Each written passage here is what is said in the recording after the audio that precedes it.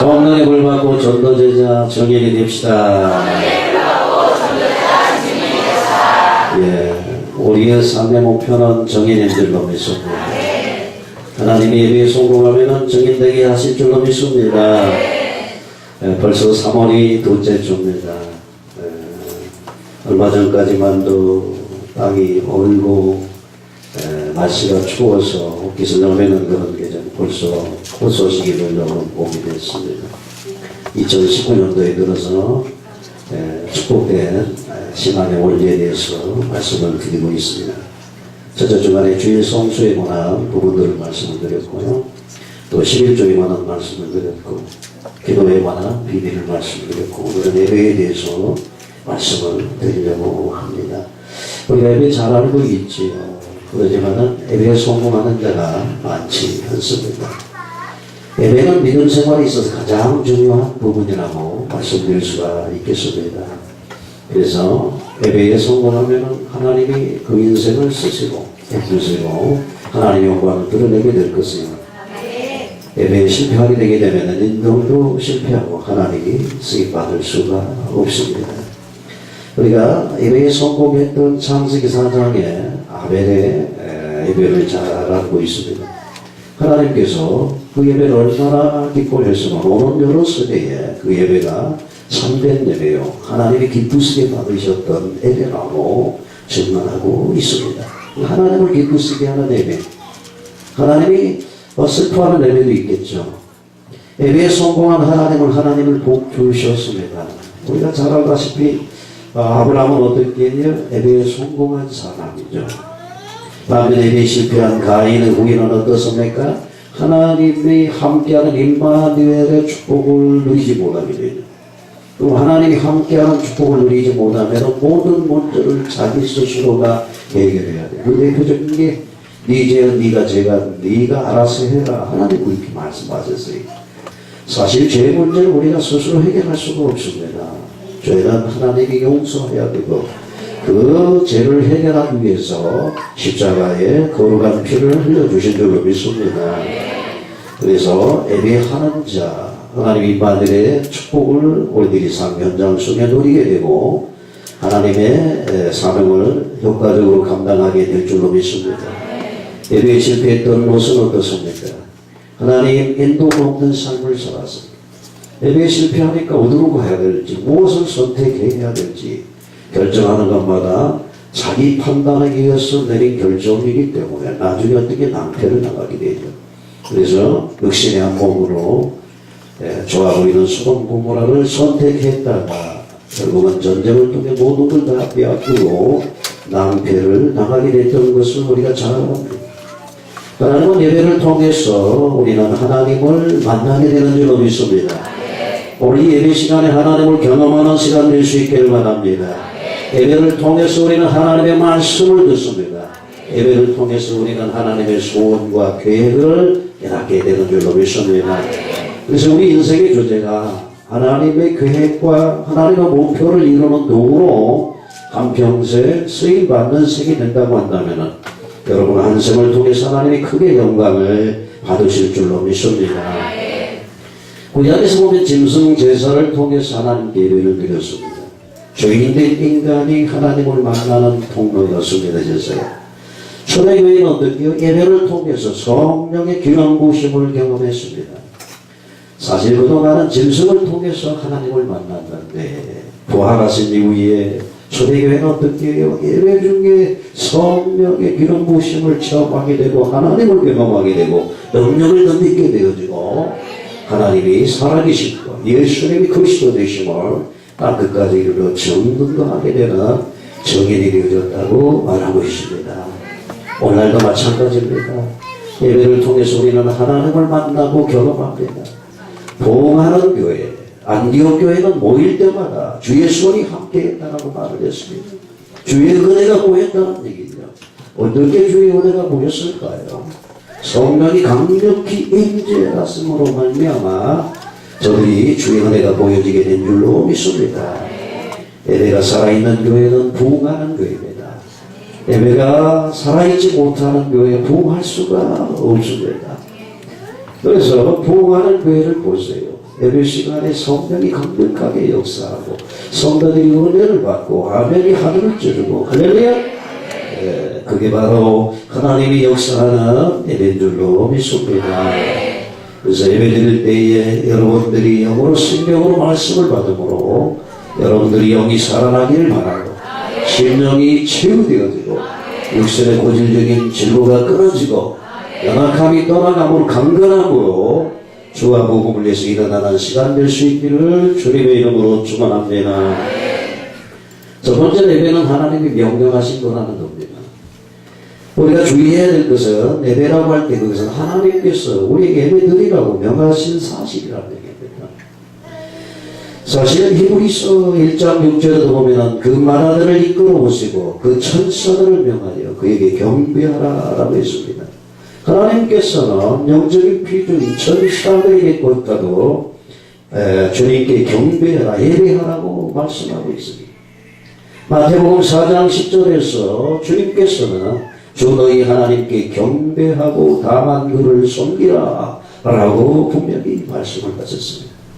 그 밖에 성경 수많은 군데서 예배는 우리가 마땅히 하나님께 드려야 할 것으로 가르치고 있습니다. 신명기나 역대상이나 시편이나 이사야나 에스겔이나 계시 전체적인 부분을 보면은 우리 인생이 하나님께 예배하는 존재다 라고 말하고 있다는 얘기입니다.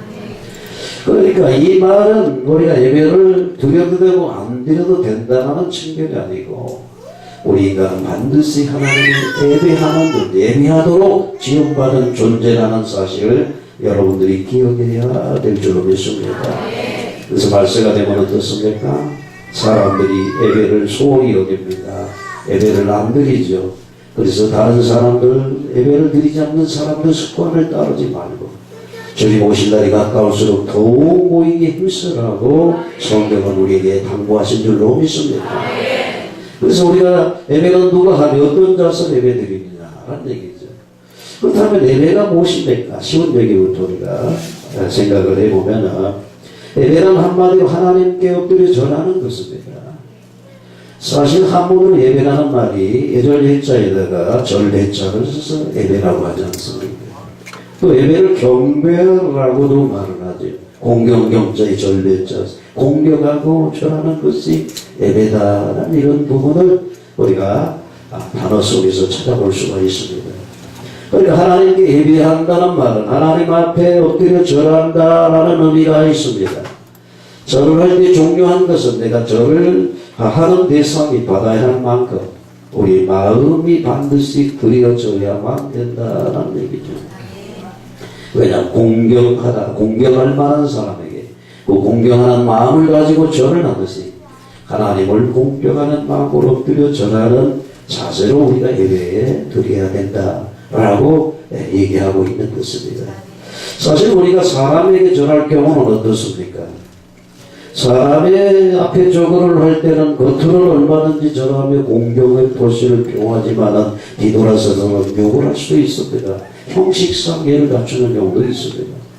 그러나 사람의 속을 다하시는 하나님 앞에서는 그렇게 할 수가 없다는 얘기죠. 그런데 예배당에 나와가지고 교만하게 목을 뻣뻣이 썰고 사실 우리가 무릎을 꿇고 엎드려 절한다는 얘기는 우리 마음을 얘기하는 거예요. 실질적으로 무릎을 꿇고 엎드린다 할지라도 마음이 교만하고 완악하다고 한다면 어찌 그게 엎드려 절한다고 말할 수 있겠느냐. 우리의 생각을 아시고 우리의 마음을 감찰하시는 하나님 앞에 내가 그분을 공경하는 마음으로 엎드려 절하는 그분에게 예를 표하는 이것이 예배의 자세다라고 말할 수 있게 되겠습니다. 그런데 이런 마음이 없이 하나님 앞에 나와서 예배에 참석하고 돌아갔다 내가 예배 드렸다 그건 예배가 아니라고 하는 것이죠. 여러분 인간은 영적인 존재이므로 어려움을 당하면 누구나 신을 찾게 돼 있는 본능이 있습니다. 그런데 사람이 신을 찾아가는 것이 종교라고 말을 했고 이 종교는 귀신을 섬기는 것이고 귀신에게 속는 것이다라고 여러 차례 말을 했습니다. 그러나 기독교는 복음인데 복음은 하나님이 하나님을 멀리 떠나 죄인된 우리를 찾아오셔서 생명을 주시고 구원하신 것이 복음입니다. 여러분 인간이 신을 찾아가는 종교는 사람이 정하는 것이 기준이 될 수가 있습니다.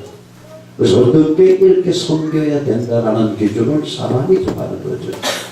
그러나 복음이라고 하는 기독교는 하나님이 우리를 찾아오셔서 우리를 구원하시고 예배를 명하셨기 때문에 기준이 누구냐? 사람이 아니고 하나님이 기준입니다. 그 복음은 하나님이 해 주신 일, 그것을 믿고 그리는 것이 구원받은 자의 축복인 줄로 믿습니다. 그런데 우리 중에는 너는 종교적인 열심으로 하나님을 예배하려는 자도 있습니다.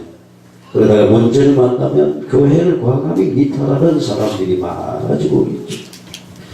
교회 출석하는 학생들 가운데 특히 이탈이 많은데 그들이 왜 그러면 청소년들이 교회를 이탈하게 됐느냐?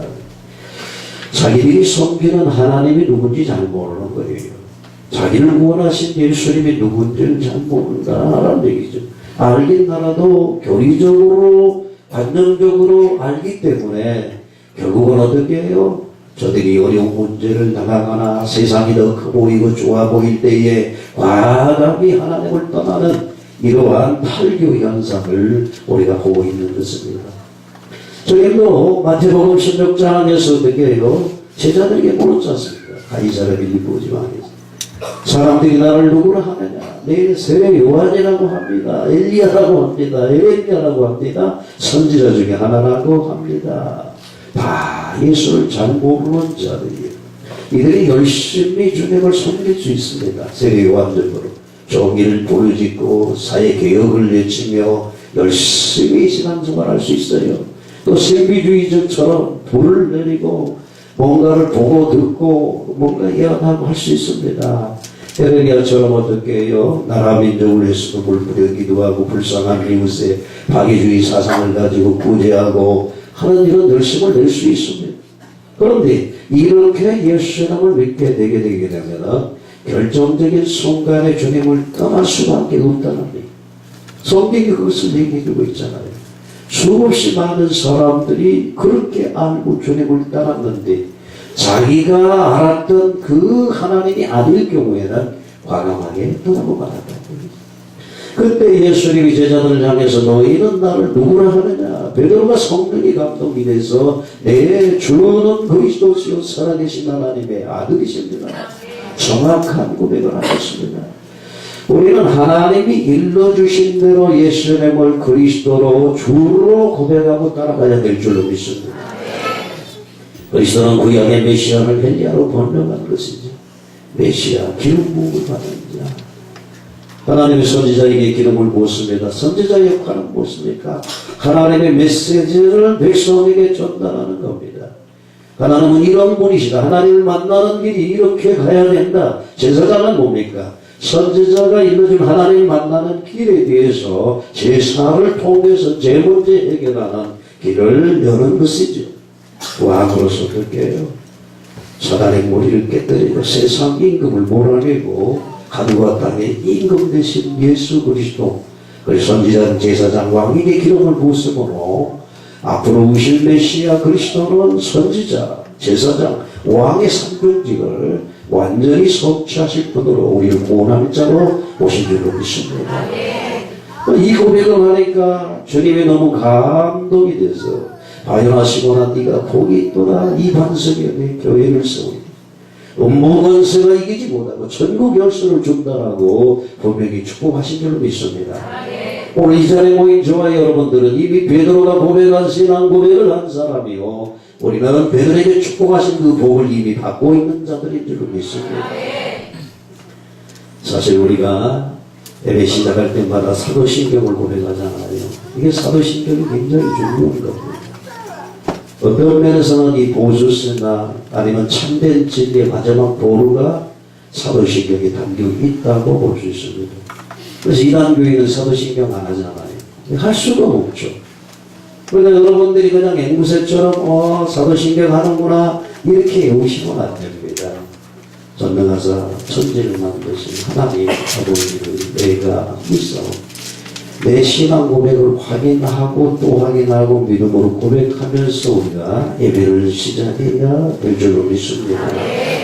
영접하는 자고 그 이름을 믿는 자, 예수가 그리스도 되심을 믿는 자, 그분이 십자가에서 우리 인생의 모든 죄를 해결하시고 그가 그리스도 하나님이라는 증거로 사막의 새벽을 잡은 사람마귀 머리를 깨뜨리고 부활하신 그분이 성령으로 지금도 이 자리에 계시고 영접한 여러분 안에 계시며 속에 계시고 함께 계시고 영원히 떠나지 않게 하므로 여러분들 자녀된 신분을 보존하시고 성령의 기름 부으심을 통해서 능력 있게 전도 제자의 삶으로 세계복음화하고 주님이 오실 때에 우리가 주 앞에 나아가 상을 받게 되는 줄로 믿습니다. 여러분, 우리가 예배를 생각할 때에 기억할 것은 자기 열심, 자기 의로는 하나님을 만날 수도 기쁘시게 할 수도 없다라는 얘기입니다.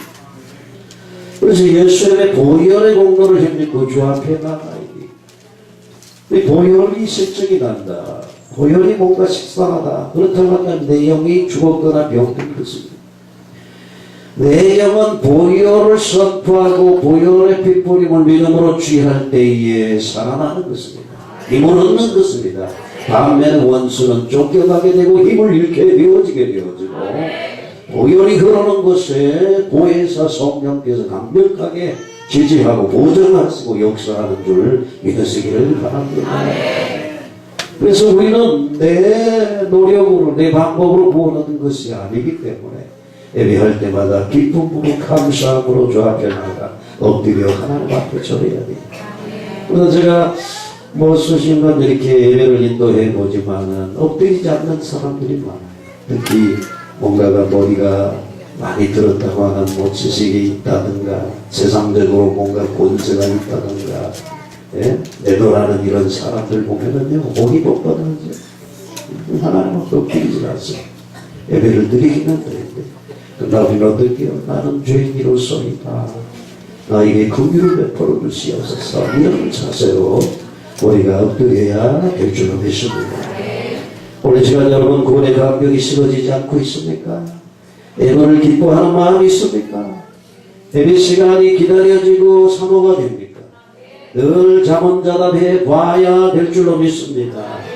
그 예배 시간마다 한 번 정도 해봐야 돼요. 예배가 기다려졌는지, 예배가 기쁜지 행복한지, 아니면 예배가 가기 싫은지, 뭔가가 짜증이 나는지 이런 부분들을 통해서 영적인 상태를 진단해 봐야 될 줄도 믿습니다. 예배의 기쁨과 예배의 감격이 사라진 예배는 하나님의 임재를 체험할 수가 없다는 겁니다. 또한 하나님의 임재하심이 체험 없이는 결코 세상에서 정의의 삶으로 살아갈 수가 없습니다. 성령의 충만함을 덧입고 우리가 세상에 나아가서 세상을 정복하는 정복자로 승리자로 그리스도 십자가의 깃발을 꽂는 자로 주님 오실 길을 예비하는 이러한 사역을 감당하는 평상시의 일상적인 삶이 되어야 되는 겁니다. 여러분들이 특별히 나가서 뭔가를 하지 않는다 할지라도 학생은 학교 가서 공부를 하고 직장을 다니고 사업을 하고 사람을 만들고 일상적인 삶을 살 때에 성령의 충만함을 덧입고 은혜받은 자로서 삶의 현장에서 이렇게 일상을 살아갈 때에 하나님께서는 여러분들이 가는 곳마다 흑암이 꺾이고 하나님의 여러분들의 소망하는 기도에 응답하셔서 만남의 축복을 주도하실 것이고 그래서 하나님이 나라가 확장되어지고 주님이 여러분들을 통해서 영광 받게 될 줄로 믿습니다.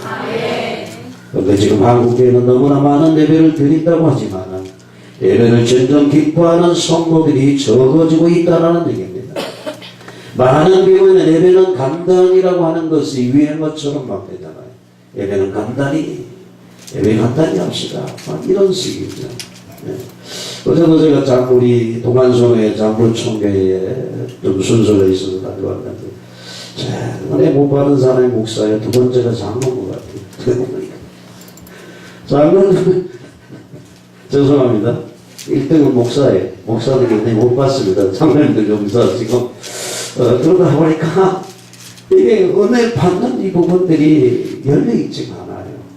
그러니까, 사실 예배는 간단히 하고 뭔가 순수 이것만 생각을 하다 보니까 그랬는데 예배는 너무 어떻게 해요? 우리가 누릴 또 권리 이런 부분인 것을 우리가 깨달아야 됩니다.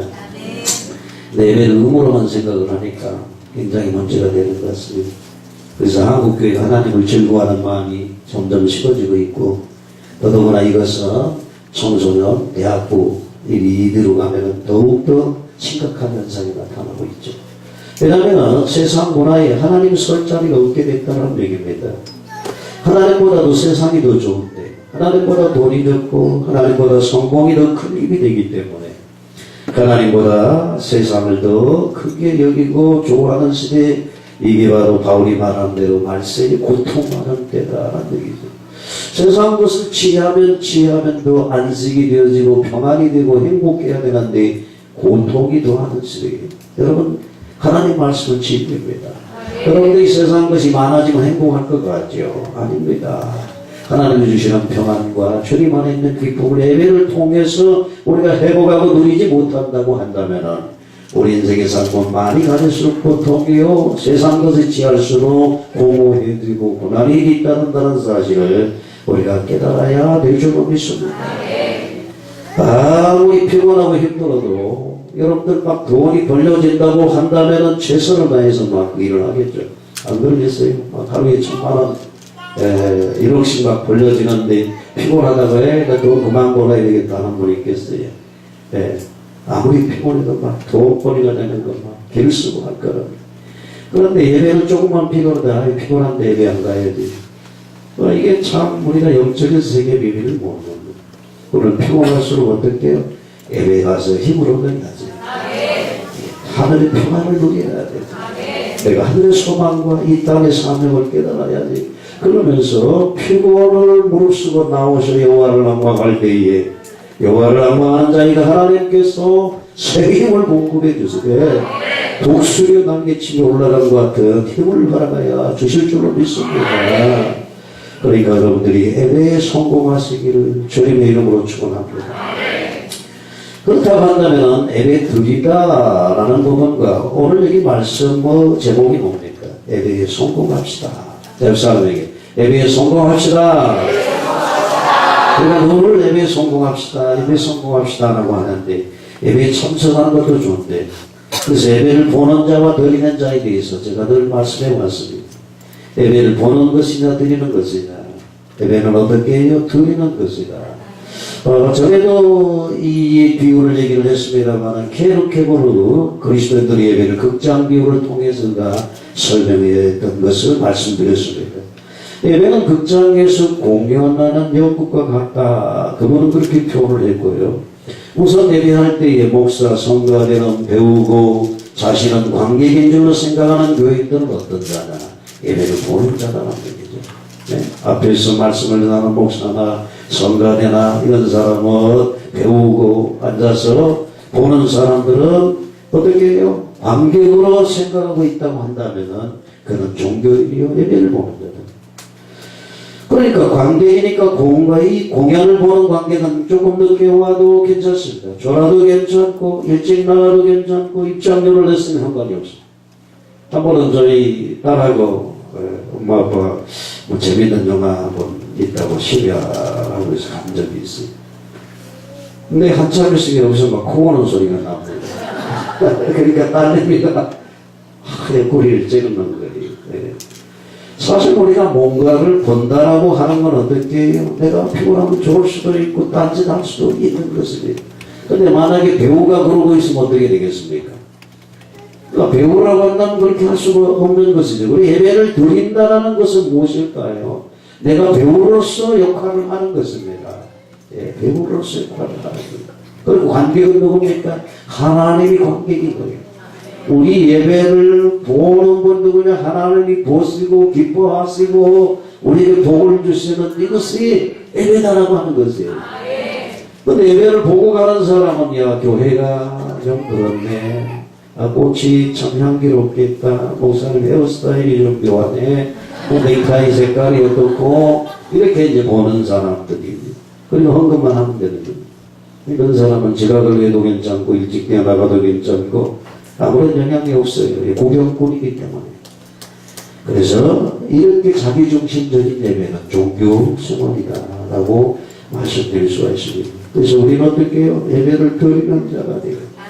여러분 각 사람 한 사람 한 사람이 배우가 되어져서 하나님이 보고 계시는 이 예배를 기쁘시게 해드리고 주께 영광 돌리는 그 예배를 드려야 되는 줄 믿습니다. 엄격히 따지면 예배는 은혜 받는, 내가 은혜 받기 위해서 드리는 것이 아니고 참된 예배는 은혜 이전에 하나님께 내 모든 삶을 찬양과 경배를 드리는 것입니다. 우리 마음을 드리는 것이에요. 그때 하나님의 은혜가 이로부터 임하는 것이죠. 이것이 이해가 돼야 돼요. 그래서 우리가 보혈을 의지하고 은혜의 보좌 앞에 나아가서 내 삶을, 내 모든 것을 엎드려 전하면서 드릴 때에 이로부터 은혜와 긍휼이 임하게 되는 줄로 믿습니다. 그래서 우리 모든 허물을 사하시는 하나님입니다. 하나님의 놀라운 은혜가 넘쳐나게 될 때에 우리의 마음은 평안이 임하고 기쁨이 넘쳐나게 되고 뭔가 확신이 넘쳐나는, 그래서 세상의 삶 속에서 승리를 어떻게 해요? 보장받고 이 교회에 나가게 되는 것이죠. 그럴 때 세상에서 담대하게 하나님의 영광을 드러내는 크리스찬의 삶을 누리게 되는 것입니다. 내가 배우라고 생각한다면 달라지죠. 예배가 진정으로 하나님께 드려지는 예배를 위해서 개인적인 욕구와 일정을 조정해야만 합니다. 일찍 일어나야 됩니다. 시간을 지켜야 합니다. 바른 자세를 취하고 봉사해야 되고 서로 연합해야 됩니다. 만약 여러분들이 예배 시간에 대표기도 순서를 맡았거나 특성을 모르기로 되어 있다고 한다면 마음 자세가 어떻게 하겠어요? 뭔가 좀 다르겠죠. 순서를 맡은 사람과 그냥 앉아있는 다르겠죠. 순서를 맡은 사람은 내가 실수하면 어떡할까, 잘해야 될 텐데 막 이런 마음이 갖지 않겠어요. 이런 자세가 예배 드릴 때마다 성도들에게 항상 있어야 예배를 드리는 자, 하나님이 이런 자의 기도와 찬양을 받으신다는 얘기입니다. 예배를 드리시기를 주님의 이름으로 축원합니다. 두 번째, 예배를 드릴 때 언약을 붙잡고 예배를 드려야 됩니다. 하나님께 연락된 예배는 정성만 가지고 안 됩니다. 모든 종교가 지성이면 감천이라고 정성을 드리는데 하나님이 원하는 예배는 하나님의 언약 약속을 붙잡는 예배란 얘기입니다. 가인은 여러 번 말을 했던 것처럼 정성을 드렸지만 하나님의 약속이 피 메시아 언약을 잃어버렸기 때문에 예배의 실패자가 되어지고 말았다라고 성경은 얘기를 하는 것입니다. 사실 오늘 이 본문에 보면은 예수님이 수가성 우물가의 여인을 전도하는 장면이 나오거든요. 그래서 성경을 통해서 하나님이 예배에 성공하는 것과 실패하는 것을 가인과 아벨을 통해서 오늘 이 본문을 통해서도 우리들에게 잘 가르쳐주고 있습니다. 우리가 잘 알다시피 사마리아 지역은 어떻게 해요? 바벨론 포를 해방하기 위해 저들 오늘죠. 믿음의 정조를 지키지 않는 자들. 그래서 이스라엘 백성들이 사마리아 백성들을 상종찬, 근본 없는 놈들, 이렇게 얘기를 했다. 상종할 수 없는. 그러니까 어떻게 되겠습니까? 예루살렘 성전에서 저는 그때는 예배를 드리는 거잖아요. 예수님이 오시기 전이니까. 그러면 사마리 지역에서는 예루살렘의 성전에 와서 예배를 드려야 되는데 예배를 드릴 수가 없어요. 그럼 사마리 지역에 자기들이 예배 처소를 만들어 놓고 예배를 드렸다고요.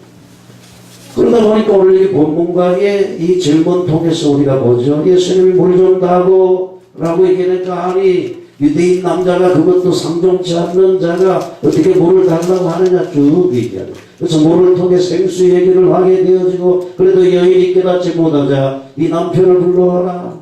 남편이 없습니다. 그래 과거에 네가 남편이 있었는데 여러 개 있었는데 지금 있는 남편과 참으로 이분이 뭔가가 메시아입니다. 나는 이런 부분을 발견하게 돼요. 선지자로서 예배에 대한 갈급한 생각으로 넘쳐나게 됩니다. 그래서 우리 조상은 이 산에서 예배하는 당신들의 말을 예배할 곳이 예루살렘에 있다 하더라. 이 산에서도 말고 예루살렘에도 말고 너희가 아버지께 예배할 때가 이르르니 아버지께 참으로 예배하는 자들은 영과 진리로 예배할 때가 오나니 곧 이때라. 이때라는 얘기 뭐냐? 메시아 때를 말하는 겁니다. 그동안 예배는 어떻게 해요? 성전에 국한되어 있었어요. 성전에 국한되어 있어요. 그래서 저들이 멀리 떠나도 예루살렘 성전을 향해서 기도하는 그곳에 하나님이 계시기 때문에 이제는 이 산도 아니고 저 산도 아니고 예루살렘도 아니고 사마리아 성도 아니고 영과 진리로 예배를 드릴 때가 됐는데 바로 지금 이때다. 그래서 눈에 보이지는 이 성전은 무너지게 되어지고 보이지 않는 성전을 예수님께서 일으키게 되는 줄로 믿습니다. 그래서 하나님은 영이신 예배하는 자가 신령과 진정으로 영과 진리로 이게 됐는데 지난 성경에는 신령과 진정으로 어떻게 이제 번역하느냐 문제인데 영으로 진리를 따라서 예배하는 것도 많고 제 생각에는 성령과 진리로 예배를 드리는 것도 맞다고 생각을 합니다. 어쨌든 간에 우리 예배는 육은 어떻게 여쳐서 복종시키는 제물도 죽이고 내 영이 하나님께 진리를 따라서 예배하는 언약의 예배가 드려져야 되는 줄로 믿습니다. 세 번째로는 우리 몸을 산제물로 드려야 되는 것입니다. 로마서 12장에 보면은 너희 몸을 하나님 기뻐하는 산제물로 드리라 지난주에 산제사로 드리라 이렇게 되어 있죠. 이는 너희가 드릴 영적인 예배다. 똑같이 얘기를 했어요. 오늘 여기도 보니까 영적인 예배에 관한 얘기를 하고 로마서 기자 바울도 말하기를 영적인 예배에 관한 얘기를 합니다. 로마서 12장 1절에 보면은 그러므로 형제들아 내가 하나님의 모든 자비하심으로 너희를 권하노니 너희 몸을 거룩한 산제물로 하나님 앞에 드리라 이것이 너희가 드릴 영적인 예배다 라고 얘기를 합니다. 로마서 기자 바울은 어떻게 해요? 그러므로 합니다. 로마서 1장부터 11장까지는 교리적인 부분을 말씀했죠. 예수 그리스도를 믿음으로 얻게 된다는 얘기를 하죠. 이제는 너희가 하나님 자녀가 됐으므로 모든 저주는 끝났고 모든 문명에서 해방되었다라는 얘기, 예수 피가 너희를 의롭게 했다라는 얘기를 쭉 얘기하고 있습니다. 이것이 하나님 은혜요 자비하심으로 너희들이 받은 선물이다. 그것이 전부가 아닙니다.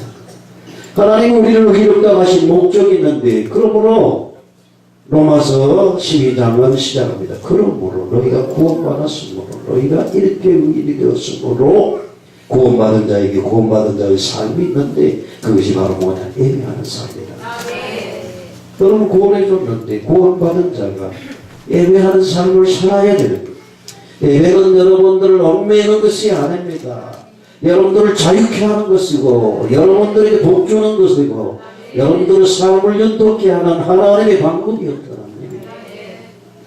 사도 바울이 구원받은 자의 삶을 말할 때 제일 먼저 주는 교훈이 바로 예배하는 자가 되라고 말하는 거예요. 교리를 말하는 다음에 첫 번째가 나온 게 뭐냐 예배하는 자가 되는 거예요.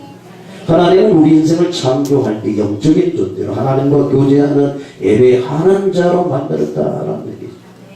은혜 받으면 예배가 사모됩니다. 예배가 기뻐집니다.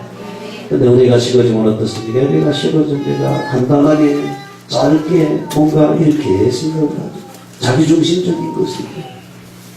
우리는 예배자로 이 땅을 살아가야 될 줄 믿습니다. 하나님 우리를 구원하신 목적이 예배에 있는 줄로 믿습니다. 성경은 먼저 우리의 몸을 드리라고 말합니다. 제사는 제물이 있어야 되죠. 어떤 제물을 드리는가 그 제사를 결정합니다. 구약으로 돌아가 봅시다. 저희들입니다. 하나님 만날 수가 없으면 저 때문에. 그래서 양을 가지고 옵니다. 손을 얹고 내 모든 죄를 전가하지. 그래서 주기 전 매를 따고 각을 뜨고 피를 쏟아내고 모든 것을 불태워서 하나님이 통째로 연락을 받는 것이죠. 이게 예배라고 하는 것이에요. 그러면 예수님이 오셔서 우리를 구원했는데 우리가 제물 짐승을 가난한 사람 비둘기라도 사와야 되겠죠. 아니면 뭐 여기 있는 사람을 양으로 제사장들은 소가지고 제물을 드려야만 됐습니다. 그러니까 자기 형편 따라서 예배를 드리는데 반드시 피해 제사를 드려야 돼요. 근데 지금 우리가 어떻게 제물이 돼? 내 자신이 제물인 거야. 근데 여러분들 예배가 실패되는 사람은 뭐예요? 제물이 살아있는 거야 지금. 예? 내 영은 어떻게 해요? 각을 뜨고 피를 쏟고 죽이고 내 영이 살아계신 하나님께 진리 말씀을 따라 연락된 예배를 드려야 예배에 성공하는 건데 예배당에 나와가지고 생각은 딴데 이건 뭐예요? 딴짓 하고 있는 거야. 내가 죽어지지 않고 제물이 안 되고 있다고. 우리 자신이 제물이 안 되고 있는데 어떻게 하나님의 예배를 받겠어요? 맨 졸고 있고 딴 생각하고 있는데 죽지가 않았기 때문에. 그래서 우리는 십자가 보혈 찬양을 부를 때 내 영혼이 제물로서 죽어지고 내 영이 기뻐 뛰고 부활하신 주님과 더불어서 살아난 내 영이 하나님을 찬양하고 경배하며 주께 연락된 예배를 드리게 되는 줄로 믿습니다. 그래서 우리 몸을 드리라고 말합니다. 제물이 있어야 돼요. 제물이 있을 때 예배가 이루어지죠. 아내는 양의 첫 새끼로 그 기름을 드렸어요. 아브라함은 백성이 난 자신보다 더 생명보다 귀한 아들을 이삭을 제물로 드렸습니다. 예수 그리스도는 자신의 몸을 십자가에서 온 인류의 속죄물로 드렸습니다. 이것이 예배라고 하는 것이에요. 만약 예수님께서 몸을 들여 십자가에 피 흘리지 않고 단지 마음만을 드렸다고 한다면 우리의 구원은 이루어지지 않았을 것입니다. 만약 그가 마음만 드렸다고 한다면 사상부활이요 어떤 예수 정신 사상만이 살아남는 그런 허구적인 종교가 되겠죠.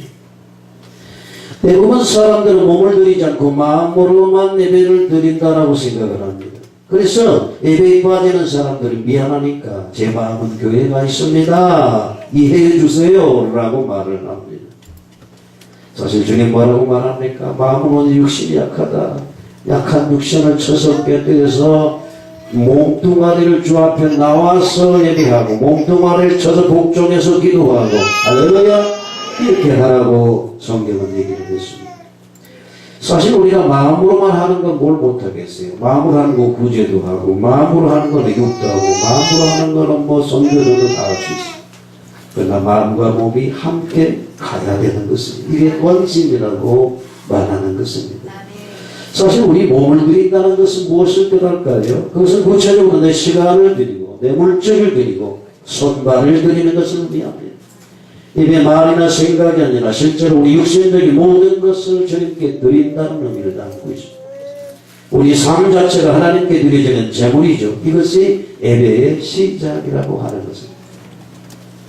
그래서 제가 예배 시간에 가끔씩 눈 뜨세요. 심지어 어떻게 오후 예배 때는 일어나세요 라고 하는 이유는 그 사람의 인격을 무시해서 하는 게 아니고 그 사람의 인격을 존중하기 때문에 그 사람이 바른 예배를 통해서 하나님과 바른 관계가 형성이 되어져서 이 땅의 삶이 하나님께 복을 받아 누리고 주께 영광 돌리는 축복의 통로가 되어지도록 하는 것입니다. 그러니까 알량한 자존심 때문에 목사님이 나를 이럴 수가 있어. 나 이게 하나가 자기만 손해지. 평생 그렇게 좋은 데 다니면 되겠어요. 제가 제주도 후배교회 갔을 때에 예배 인도해달라고 했더니 또 이렇게 얘기하면 중직자 되신 분들이 졸려 아멘 서로 목사가 이제 와가지고 무슨 말씀을 전하나 그래가지고 아멘 아멘 하는데 졸은 분들이 있어요. 묵직하게 앞자리를 차지하고 있는 겁니다. 이게 보통 문제가 아니고요. 사실 그걸 내려두면 되겠어요. 무거운 직분을 담당한 사람들은 더 어떻게 해요?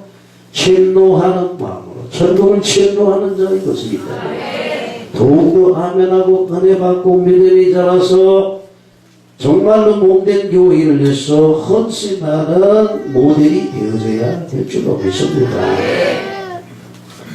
그래서 우리가 알아야 할 것은 진정한 예배자는 그냥 몸을 드리는 것이 아니라 하나님 기뻐하시는 거룩한 삶 제물로 드립니다. 우리 제물은 어떻게 해요? 온전한 제물을 드려야 받겠습니다. 구약 성경에서 불결하거나 흠이 있거나 온전하지 못한 제물을 하나님께 드릴 수가 없었습니다. 그래서 우리들은 온전한 삶에 이 삶 속에서 모든 불의, 허물을 자백하고 예수 그리스도 보혈을 통해서 정결케 한 몸을 주께 드려야 되는 줄로 믿습니다. 그러나 반드시 예배는 예수 그리스도 피가 있어야 됩니다. 피보림이 적용돼야 됩니다. 여러분들이 아무리 깨끗한 삶을 살았다 할지라도 그 제물로는 하나님을 기쁘시게 할 수 있는 제물이 안 된다는 거예요. 그러므로 이 제물을 온전히 깨끗게 하기 위해서 보혈로 깨끗이 정화하고 그러나 만약 우리가 우리 죄를 자백하면 저는 미쁘시고 우러워서 우리 모든 허물을 쌓으시고 모든 뿌리를 깨끗게 하신다고 약속하셨기 때문에 이렇게 깨끗한 제물을 주 앞에 드려서 완전히 각을 뜨고 죽여서 내 영이 하나님께 예배하는 예배를 성공해야 될 줄로 믿습니다. 어떻게 그게 가능할까요? 우리가 할 수 없는 그것을 하기 위해서 예수님이 십자가에 피 흘려주시고 또 다른 보혜사 성령님을 보내주셨습니다. 예배의 성공의 비결은 보혈과 성령이 있습니다. 그래서 제가 예배 드릴 때마다 십자가 보혈로 나를 덮으시라는 얘기는 어떻게 해요? 온전한 제물 되게 하옵소서. 깨끗한 제물로 주께 드려지게 하옵소서. 그럼 이게 어떻게 가능하면 성령이 도우셔야만 가능한 겁니다. 피와 보혈과 성령이 아니고서는 예배에 성공할 수가 없다라는 것을 우리가 깨달아야 됩니다. 그래서 우리가 할 수 없는 것을 그분을 통해서 하게 하시는 것. 그러므로 예배하는 곳에는 늘 보혈이 흘러넘치고 성령의 피가 있어야 되는 것을 믿고 취하시기를 바랍니다. 그리고 하나, 하나님은 당신이 참으로 예배하는 자를 찾으십니다. 오늘 여기 소개해드렸잖아. 이렇게 예배하는 자들을 찾으시는 자라. 어떻게 예배하는 자? 구약의 시대는 지나갔습니다. 장소적인 지공을 초월해서 역사하시는 그 영으로 계신 하나님께 영과 진리로 예배하는 자를 찾으시는 줄로 믿습니다. 왜냐하면 그들을 만나주시고 그들에게 은혜 주시고 복 주셔서 하나님의 도구로 사용하심으로 하나님의 영광을 받으시기 위해서 하나님이 참으로 예배하는 자를 찾습니다. 하나님 지금도 예배자를 찾고 있습니다. 아브라함처럼 이삭을 드림으로 하나님을 높이려는 사람, 다윗처럼 전쟁의 승패가 하나님의 손에 달려있음을 알고 작전회의나 무기점검을 하기 전에 먼저 하나님 앞에 예배하고 하나님의 임재를 기다리는 예배자들을 하나님이 찾고 있다는 얘기. 사울은 다른 점이 무엇입니까? 전쟁이 터졌으니 급한 마음으로 자기가 영과 진리를 따라서 언약을 붙잡고 예배하는 것이라 예배로 드리는 이런 것 때문에 결국은 전쟁에 실패하게 되고 패이나 하나님께서 버림받게 되는 인생이 됐다는 사실 우리가 깨달아야 됩니다. 다윗과 사울의 차이가 어디 있습니까? 둘 다 예배했어요. 다윗은 어떻게 해요? 하나님이 원하시는 예배. 아멘? 어차피 여러분들 예배드리러 나오셨잖아요. 주일날은 내 날이 아니잖아요. 하나님의 날이잖아요. 안식을 얻는 날이잖아요. 그렇다면 우리가 예배함으로써 하나님이 기뻐하는 기쁨이 되어지고 그래서 위로부터 임하는 은혜와 긍휼과 능력을 덧입고 6 동안의 삶 속에서 또 하나님의 일, 사명을 위해서 파송된 선교사로서 현장에서 순리적인 삶을 살게 되는 것입니다. 사람들은 제도로 방법을 찾지만 하나님은 사람을 찾습니다. 그 찾는 사람이 바로 참된 예배자, 예배에 성공하는 사람입니다. 참된 예배를 통해서 하늘의 불을 받고 그리스도의 심장을 회복해서 자기 현장에 갔을 때에 그리스도의 탄생하는 음성을 들을 수 있고 시대가 어느 시대인지 분별할 뿐만 아니라 수수한 곡식이 많은데 일꼴이 묻어가다고 탄생하는 주님의 음성을 듣고 어찌할 바를 몰라서 주여 어찌해야 됩니까? 라고 탄생하는 주님의 심장을 가지고 기도할 때에 하나님께서는 하늘의 불 성령의 불을 주시고 여러분들이 움직이는 곳마다 일어나는 현장마다 모든이 물러가게 되어지고 많은 영혼들이 여러분들을 통해 주께 돌아오는 축복자로 하나님이 사용하게 될 줄로 믿습니다. 사실 우리가 전하지 않고는 견딜 수 없는 예레미야 심정을 가진 우리 후대를 일으켜야 될 줄로 믿습니다. 사실 우리 교회 학교 친구들 사실 우리가 소망이 많잖아요. 기대가 많잖아요. 정말 저들을 뜨겁게 사랑한다고 한다면 복음을 심어야 되고 저들이 기도해서 하늘의 불 성령을 받아서 시대적인 사명을 감당하는 저들이 되므로 저희 모실교를 우리가 함께 예비하는 교회로서 우리가 역할을 감당해야 될 줄로 믿습니다. 기억하시기 바랍니다. 하나님의 관심은 부자도 아니고 많이 배운 사람도 아니고 세상 권세도 아니고 예모도 아니고 많고 많은 사람 중에 오직 참된 예배자를 찾으시고 그에게 은혜 주시고 능력을 베풀어 주셔서 당신이 하고자 하는 이 세계 복음화에 주역으로 보내시고 사용한다는 사실을 여러분들이 꼭 기억하시기를 바랍니다.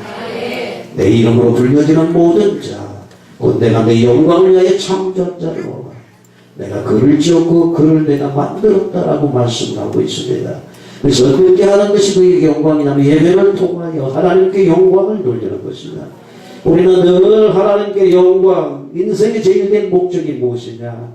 하나님을 기뻐하고 영원토록 즐거워하고 영광을 돌리는 것인데 어떻게 영광을 돌릴 것이냐? 참된 예배 성공을 통해서 영광을 돌리고 은혜 받고 능력받아 삶의 현장 속에 복음을 증가함으로 하나님의 나라를 확장할 때에 하나님의 영광이 온 땅 가득 물이 강물이 바다를 덮은 것 같이 그렇게 하나님의 영광을 보게 될 줄로 믿습니다. 우리 같이 기도하겠습니다. 하나님 평생의 예배자로 살게 하소서. 예배에 성공하게 하소서. 삶의 현장 속에 능력 있는 것